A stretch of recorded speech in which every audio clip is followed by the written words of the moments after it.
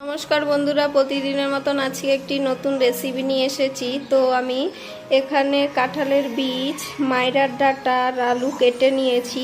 কাঁঠালের বীজ, মাইরার ডাঁটা দিয়ে আমি একটা তরকারি করব। তো দেখো কীভাবে তো রান্না করি। আর এখানে আমি মুসুর ডাল ভিজিয়ে রেখেছি।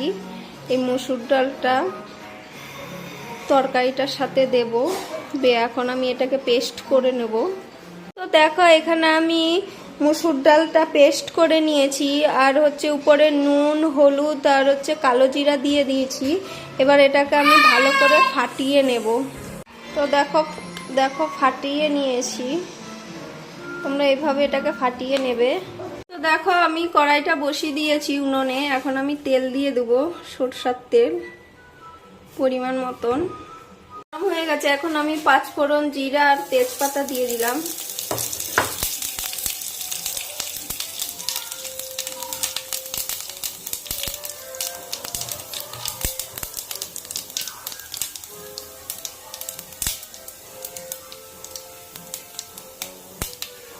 সবজিগুলো দিয়ে 1 চামচ নুন, 1 চামচ হলুদ গুঁড়ো দিয়েছি। এখন আমি ভালো করে নেড়ে, তো আমি আদা বাটা আর কাঁচা লঙ্কা দিয়ে দিচ্ছি।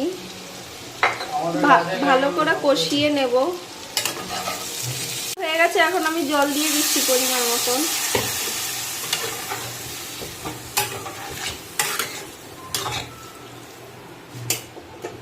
ঢাকা দিয়ে দেবো।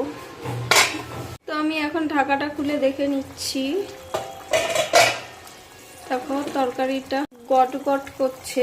তো এখন আমি পেস্ট করা মুসুর ডালগুলো বড়ির মতন দিয়ে দেবো।